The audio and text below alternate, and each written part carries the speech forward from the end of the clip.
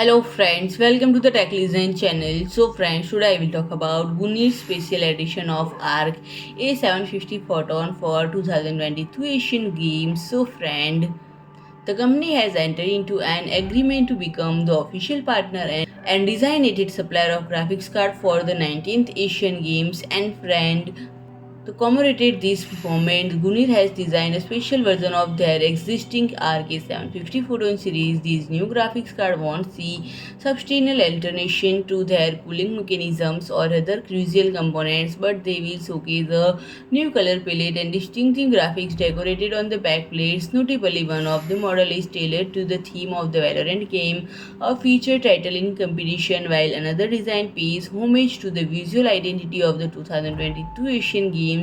And the system prepared for players for the Asian Games competition rely on the Intel Core i9 13900K processor, the B760 motherboard, and 32 GB of DDR5 memory. And friend, it will be officially launched on 23rd September and it will be last launched until 8th October. So friend, if you like my video, please do like, share and comment, and don't forget to subscribe my channel and press the bell icon.